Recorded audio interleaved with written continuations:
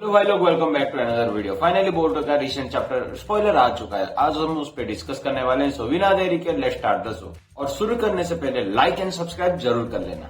तो first panel शुरू होता है पास्ट से। सिंकी अपने चक्रा को आराया का जो स्वॉर्ड है उसमें मर्ज कर लिया है ताकि कुछ कंट्रोल कर सके। आराया वो एक्चुअली कॉम्बाइन अटैक्स करते हैं, जैसे कि सैंड है, आयरन सैंड है उसका। उस आयरन सैंड को कुछ ना कुछ आराया कंट्रोल कर सकता है, पूरी तरह नहीं, कुछ पोर्शन को कर सकता है एक लिमिटेड तक। यूं समझ लो सिंकी का जो आयरन सैंड है उसे मैनिपुलेट कर सकता है, बस उससे ज्यादा या कम वो कुछ भी नहीं कर सकता। ये सब करने का एक ही कारण है कि कोऑर्डिनेट अटैक्स में बहुत सारा फायदा हो सकता है, दोनों तरफ आएगा आयरन सैंड। अरे बताता है कि इसमें तुम्हारा ही कमजोरी है, तुम मेरे साथ लड़ोगे तो कहीं ना कहीं कमजोर पड़ जाओगे, तुम्हारा आयरन सैंड मुझ पर काम नहीं करेगा। सिंकी का एक ही मकसद है, उसके बाप को बचाना, मतलब गारा को बचाना। उसके लिए खुद के साथ साथ अपने टीम का ताकत भी बढ़ा रहा है। अरे बोलता है कि तुम जब भी बात करते हो फादर ही बोलते हो, गारा की बात कर रहा है। कभी योडो पे भी ध्यान दो, जो अपने टीम का और एक मेंबर है। और सिंकी में बताता है कि जब तुम मुंह खोलते हो तुम सिर्फ योडो ही बताते हो और कुछ भी नहीं। नेक्स्ट पैनल में करंट सिचुएशन में दिखाता है, जहां पर आ रहा है अपने स्वॉर्ड को घुमा के सारे सैंड जो था आयरन सैंड उसे हटा देता है। इवन मिसुकी के चारों तरफ से भी हटा देता है। उसे थैंक्स बोलने की कोई जरूरत नहीं, सिंकी को बोल देना थैंक्स। इस आयरन सैंड जो है ना, इसे मैं कंट्रोल कर लूंगा, बाकी तुम सब ध्यान दो।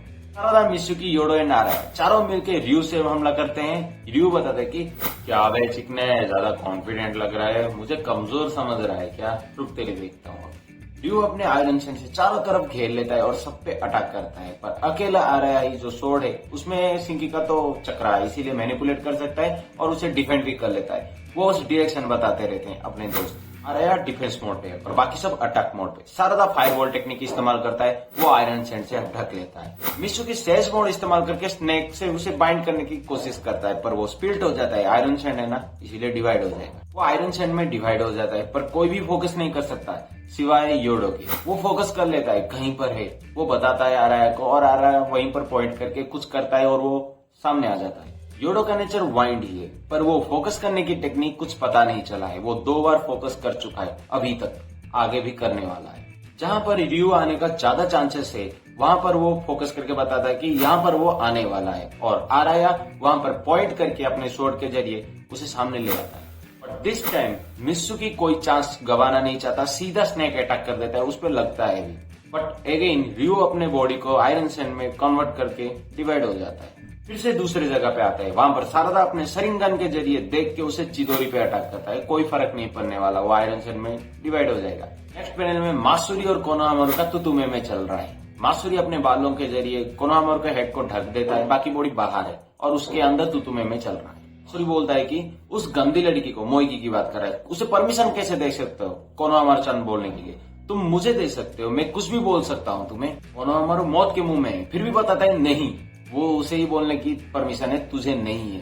वापस मासुरी बोलता है कि तुम कितना सेल्फिश हो यार, तुम्हें मुझे परमिशन देना ही पड़ेगा, कुछ भी करके मैं कुछ भी बोल सकता हूँ तुम्हें। कोनोहामारू बोलता है कितना जिद्दी लड़की है यार, हाँ जो चाहे वही करना चाहते हो, मैं तुम्हें नहीं दे सकता परमिशन।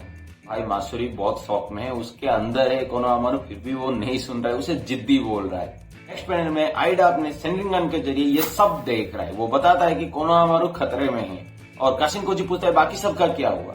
वो रियू वाला जो फाइट है ना, वो चल रहा है बराबर, अभी के लिए चल रहा है, कुछ बता नहीं सकते, पर कोनोहामारू का हाल बहुत खतरे में है। एक्चुअली मासुरी जो कोनोहामारू-चान बोलता है ना, उस नाम से कुछ फर्क नहीं पड़ रहा है, उसे बस फर्क पड़ रहा है कि कोनोहामारू उसे परमिशन दे, दोनों एक दूसरे को समझने लगे। वो उस पर फोकस कर रहा है और उसी लिए जिद कर रहा है। बोरुटो भी काशिनकोजी के पास ही खड़ा है, वो जाने की कोशिश नहीं, बस सोच रहा है। काशिनकोजी बोलता है हाँ मुझे पता है तुझे जाने की सोच रहा है, पर वो गलती मत करना, क्योंकि पिछले चैप्टर में जैसे कि बताया गया था, अगर बोरुटो एंटर किया तो जुरा जरूर आएगा और सबको फाड़ के रख देगा।